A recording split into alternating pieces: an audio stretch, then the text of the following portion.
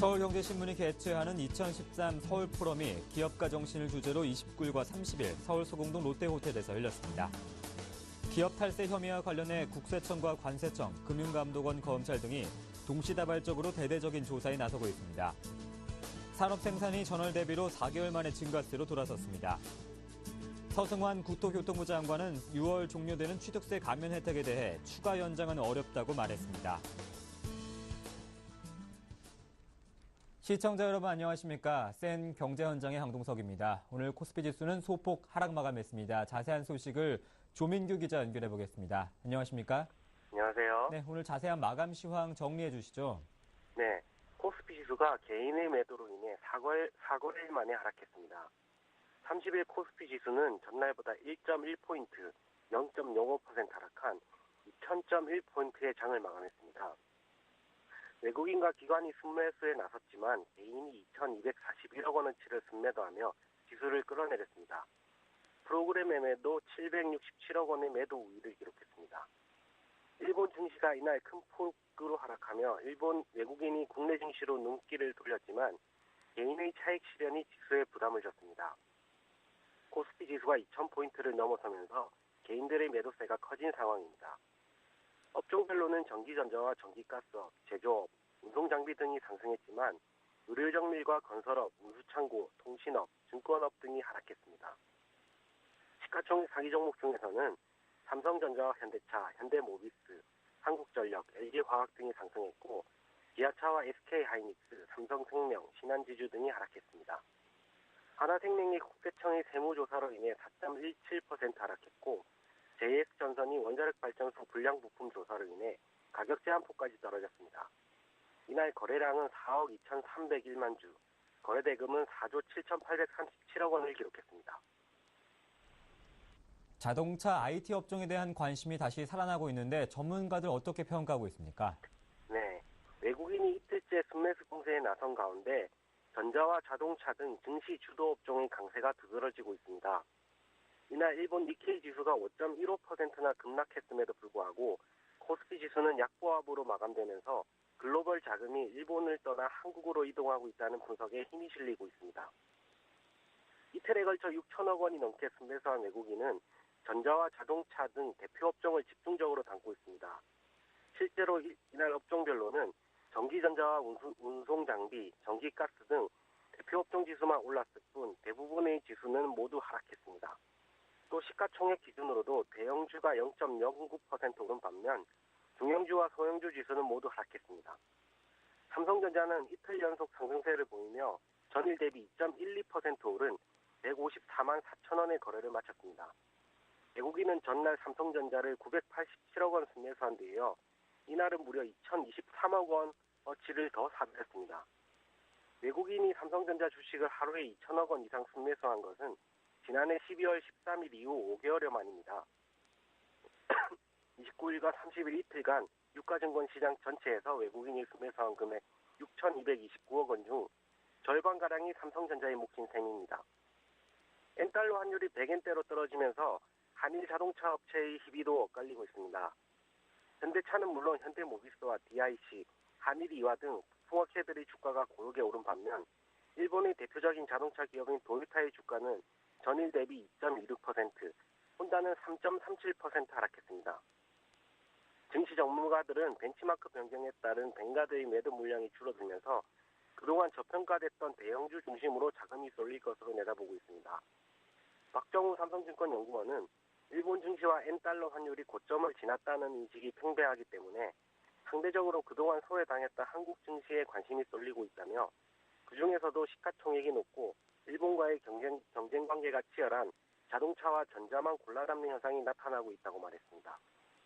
임노중 IM투자증권 연구원은 IT는 실적이 좋고 자동차는 엔화 약세 우려가 과도하게 반영됐다며 코스피가 장기 상승 국면으로 접어든 가운데 우선적으로 IT와 자동차 종목이 우선 오른 후 다른 소외 업종으로 확대될 것이라고 내다봤습니다. 네, 증시 관련 소식 조민규 기자였습니다. 고맙습니다. 감사합니다.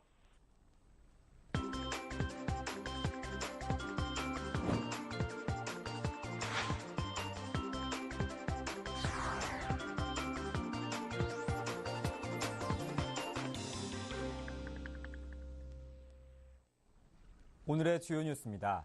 서울경제신문이 개최하는 2013 서울포럼이 기업가 정신을 주제로 29일과 30일 서울 소공동 롯데호텔에서 열렸습니다. 손경식 대한상공회의소 회장이 개회사를 맡은 이튿날 행사에서는 401 세계경제연구원 이사장이 기조 강연자로 나섰습니다. 401 이사장은 생산적 기업으로 가는 기업 생태계를 만드는 것이 보다 중요하다며 생산기업을 위한 금전적, 비금전적 인센티브 제도 마련이 경제 성장의 핵심이 될 것이라고 말했습니다. 두 번째 기조 강연자인 데이비드 스로스비 호주 맥쿼리대 경제학과 석좌 교수는 문화와 창조 산업이 경제 전반의 활력을 증진하는 데 큰 역할을 할 것이라고 강조하며 아시아 지역에서 한국 대중문화 상품의 인기는 한국이 세계 무대에서 문화적 외교력과 소프트 파워를 행사할 수 있는 수단이 된다고 평가했습니다. 이후 개별 섹션을 통해 창조와 과학기술, 미래 등의 주제로 국내외 기업가들과 석학들이 열띤 토론회장을 가졌습니다. 올해로 4회째를 맞은 서울포럼은 창조경제의 핵심, 창조적 리더십을 주제로 이틀간 열렸으며 정재계 인사 수백 명이 참석해 성황을 이뤘습니다. 기업 탈세 혐의와 관련해 국세청과 관세청, 금융감독원, 검찰 등이 동시다발적으로 대대적인 조사에 나서고 있습니다. CJ그룹의 비자금 조성 및 탈세 의혹을 수사 중인 검찰은 CJ그룹의 차명 계좌로 의심되는 수백 개의 계좌가 개설된 은행과 증권사에 대해 금융감독원에 특별검사를 의뢰했습니다. 이에 따라 금융감독원은 직원들이 CJ그룹의 차명 계좌 개설 사실을 알면서도 이를 묵인 또는 공모했는지 등에 대해 다음 주부터 특별검사에 착수할 방침입니다. 금감원은 이외에도 조세피난처와 불법 외환거래 혐의가 있는 최은영, 한진해운 회장 등에 대해 전면 조사에 들어갔습니다. 금감원은 최근 언론에 거론된 조세피난처의 유령 회사를 세운 이들이 외환거래를 제대로 신고하지 않은 것으로 파악하고 있습니다. 국세청은 오늘 한화생명에 대한 세무조사에 착수하고 본사의 서류 등을 확보했습니다. 국세청은 최근 하나그룹의 역외탈세와 비자금 조성 혐의를 포착하고 그룹 차원의 전방위적인 세무조사에 착수할 것으로 알려졌습니다. 한편 이날 뉴스타파는 3차로 역외탈세 의심자 명단을 공개했습니다. 뉴스타파는 연극인 윤석화 씨와 남편 김석기 전 중앙종금 사장, 이수영 삼성전자 준법경영실 전무 등이 조세피난처의 페이퍼 컴퍼니를 세우고 자금을 해외로 빼돌린 혐의가 있다고 주장했습니다. 산업 생산이 전월 대비로 4개월 만에 증가세로 돌아섰습니다. 향후 경기 국면을 보여주는 선행지수 순환변동치도 4개월 만에 상승했습니다. 통계청이 30일 발표한 4월 산업활동 동향을 보면 지난달 광공업 생산은 제조업 생산 증가 등에 힘입어 전달보다 0.8% 늘었습니다. 전월 대비 광공업 생산은 올해 1월 이후 석 달째 마이너스를 보인 이후 넉 달 만에 증가세로 돌아섰습니다. 경기 선행지수 순환변동치도 지난 석 달간 감소했으나 4월에는 0.1포인트 상승했습니다. 제조업의 업종별 전월 대비 생산을 보면 기타 운송장비, 금속 가공, 화학제품이 늘어 전체적으로 0.7% 증가했습니다. 제조업 가동률 지수는 전월보다 0.5% 높아졌지만 1년 전보다는 0.8% 낮아졌습니다. 서비스업 생산은 전월보다 0.2% 증가했습니다. 서승환 국토교통부 장관은 6월 종료되는 취득세 감면 혜택에 대해 추가 연장은 어렵다고 말했습니다. 서 장관은 30일 대한상공회의소에서 열린 조찬 간담회에서 취득세 감면은 한시 적용을 전제로 한 특단의 대책이었기 때문에 지속적으로 시행하기는 쉽지 않다면서 연장을 추진하지 않겠다는 입장을 밝혔습니다. 그는 또 4.1 대책에서 상대적으로 소외됐다고 평가받는 중대형 주택에 대해서도 따로 대책을 마련하기 어렵다고 말했습니다. 중대형 주택을 소유한 하우스포어에 대해서는 세금을 감면해주는 대신 6월 발표할 하우스포어 대책에 포함되는 프리워크 아웃제 등을 적극 활용하도록 유도하겠다고 말했습니다. 올해 들어 사흘에 한 번꼴로 전력 예비율이 10%를 밑돈 것으로 집계되면서 여름철 전력 수요가 급증할 경우 블랙아웃 우려가 커지고 있습니다. 전력통계정보 시스템에 따르면 올해 들어 이달 29일까지 149일 가운데 전력 예비율이 10% 아래로 떨어진 것은 36.9%인 55일에 달했습니다. 전력 예비율이 10%를 밑돈 일수는 2007년 8일에 불과했으나 지난해 129일로 매년 기하급수적으로 증가하고 있습니다. 올해 들어 전력 예비율 10% 미만 일수는 작년 같은 기간보다 34%나 늘었습니다. 일부 원자력 발전소 가동까지 중단돼 여름철 전력 수요 최고조에 달하는 7월과 8월에는 대규모 정전 사태인 블랙아웃이 현실화할 수 있다는 우려가 커지고 있습니다. 네, 중소기업 전용 주식 시장인 코넥스 시장 개설이 한 달여 앞으로 다가왔습니다. 자세한 소식을 서울경제신문 안현덕 기자 연결해 보겠습니다. 안녕하십니까? 예, 안녕하세요. 네, 투자자들에게 새롭게 개설될 코넥스 시장 주요 일정부터 알려주시겠습니까? 코넥스 시장 개설 날짜는 오늘 7월 1일입니다. 이에 앞서 한국거래소는 준비 작업을 한창 진행 중인데요. 우선 다음 달 3일 모의 시장을 열어 테스트하는 것을 시작으로 같은 달 7일까지 상장 심사 접수를 합니다. 이후 24일에서 25일까지 최종 상장 기업을 결정한 뒤 7월 1일 오전 9시 코스넥스 시장 문을 연다는 계획입니다. 코넥스 시장 개설이 한 달여 앞으로 다가오면서 지정 자문인으로 선정된 증권사들도 벤처 중소기업 가운데 옥석을 가리는 작업으로 바쁜 시간을 보내고 있습니다. 지정 자문인은 코넥스 시장 진입을 원하는 창업 중소기업을 심사해 상장을 돕고 상장 후에도 지속적인 관리로 기업의 능력을 키워 코스닥 시장 진출을 돕는 이른바 3파 역할을 하게 되는데요. 대신증권과 신한금융투자, 우리투자증권, 하나대투증권, 한국투자증권 등 대형사 5곳과 교보증권, 키움증권, 하이투자증권, HMC투자증권, IBK투자증권, KB투자증권 등 중소형사 6곳까지 총 11곳이 선정된 바 있습니다. 네, 이 시장의 초기 규모는 어느 정도로 예상되고 있습니까? 현재 코넥스 시장은 개설 초기 대략 20곳가량의 기업이 참여할 것으로 전망되고 있습니다. 11개 지정 자문인이 2개에서 3개 사이 코넥스 시장 상장을 이끌 수 있다는 얘기인데요. 한국거래소는 코넥스 시장에 연말까지 50여 개 기업이 상장해 시장 규모가 1조에서 1조 5천억 원에 이를 것으로 내다보고 있습니다. 특히 코넥스 시장이 성숙한 상태에서는 상장 기업 700에서 1000여 개, 시장 규모는 14조에서 21조 가량의 시장으로 커갈 수 있다고 보고 있습니다. 이는 국외 증시의 주요 시장 대비 신시장 규모를 국내 증시에 적용해 추산한 결과입니다. 한국거래소는 자산 70억 원에서 500억 원 규모의 외부 감사 대상 비상장 중소기업 1만 3천 곳, 비상장 벤처기업 2만 6천 곳 등을 코넥스 상장 후보로 간주하고 있습니다. 네, 시장 진입을 시도하는 기업들 공시 부담 완화 혜택 때문에 이제 코넥스 시장에 대한 관심이 커지고 있는데 투자자들, 기업들 어떤 혜택을 받을 수 있습니까? 우선 진입 장벽이 상당히 낮아진 게 이점 가운데 하나입니다. 상장 요건이 엄격한 탓에 중소기업의 코스닥 시장 진입이 쉽지 않았던 점을 고려해 상장 요건은 물론 공시 부담을 대폭 완화했습니다. 예를 들어 코스닥 시장 상장 회사의 경우 의무 공시 항목이 64개인데 반해 코넥스 시장은 29개에 불과합니다. 또 코넥스 시장에 진출하는 기업에 한해 상장 수수료가 2년간 면제됩니다. 투자자에게도 코스닥 시장에 상응하는 세제 혜택이 부여되며 벤처 캐피탈이 코넥스 상장 2년 이내 기업이 신주에 투자할 때는 비상장 벤처기업 신주 투자와 같은 세제 혜택이 적용됩니다. 네, 여러 세제 혜택이 부여되는 투자자들의 범위는 어떻습니까? 코넥스 시장의 경우 일반 투자자가 쉽게 접근할 수 있는 시장은 아닙니다. 창업 초기 기업에 대한 투자 위험 때문인데요. 까닭기 증권사와 펀드, 은행, 보험사 등 금융투자회사와 산업은행, 중소기업은행, 정책금융공사 등의 정책금융기관, 국민연금을 비롯한 각종 연기금이 참여할 수 있습니다. 벤처캐피탈과 엔젤 투자자도 주요 투자자가 될 수 있습니다. 개인 투자자의 경우 기본 예탁금이 4억 원 이상인 고액 자산가에게만 투자가 허용됩니다. 네, 안현덕 기자와 함께했습니다. 고맙습니다. 예, 감사합니다. 네, 어제에 이어서 은퇴자들의 대안으로 떠오르고 있는 주택연금에 대해 알아보는 시간 갖도록 하겠습니다. 다음 달부터는 주택연금 제도가 달라진다고 하는데요. 특히 50대 이상 하우스푸어를 위한 제도가 시행된다고 합니다. 자세한 내용 현장 리포트에서 준비했습니다. 집은 있지만 빚에 허덕이는 50대 하우스푸어들을 구제하기 위한 주택연금 제도가 다음 달부터 시행됩니다. 정부는 지난 4일 부동산 대책에서 하우스푸어들을 위해 주택연금의 지급 대상을 대폭 넓히겠다는 방침을 밝힌 바 있습니다.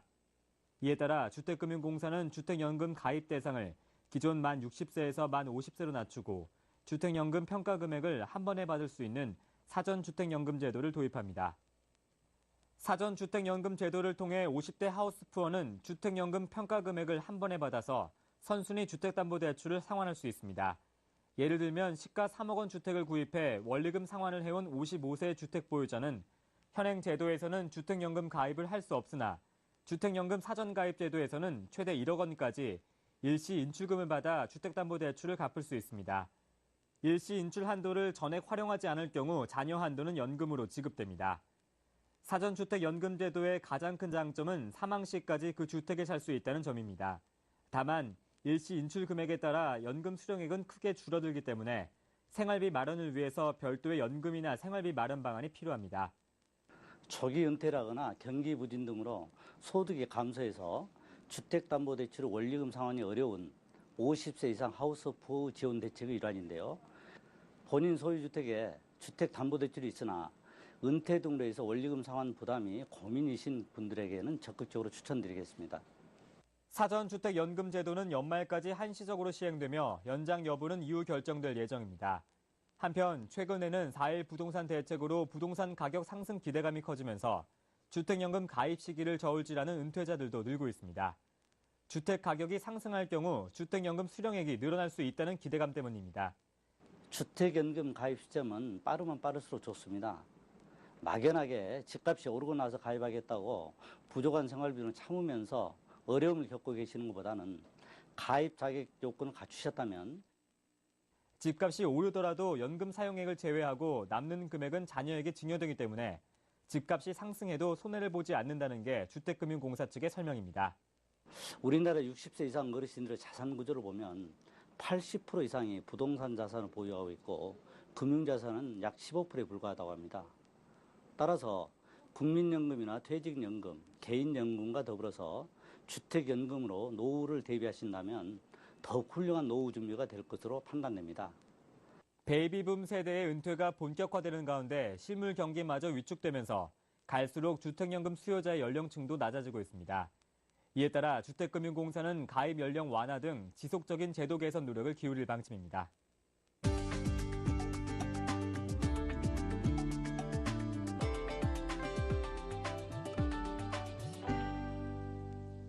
SK텔레콤이 막내외 음성통화를 무제한 제공하는 6만 원대 요금제를 출시했습니다. 기본 요금 6만 9천 원을 내면 막내외 음성을 추가 요금 없이 무제한으로 쓸 수 있는 이 요금제는 데이터 제공량이 5GB이며 영상통화와 유선통화를 200분 제공합니다.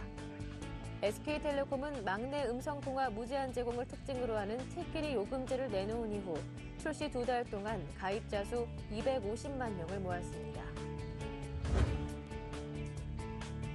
지난해 60인치 LED TV를 $1,000 미만의 초저가에 내놓아 미국 TV 시장을 뒤흔들었던 팍스콘이 한국 시장 진출을 추진 중입니다.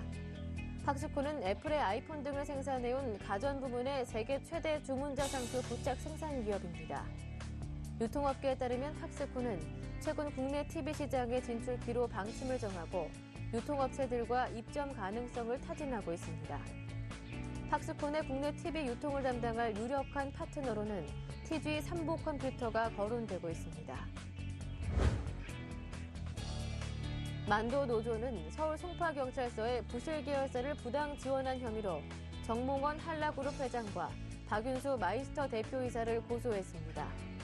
만도 노조에 따르면 지난달 만도는 마이스터에 약 3,700억 원을 투자해 유상증자에 참여했고 마이스터는 한라건설 유상증자에 약 3,400억 원을 투자했습니다.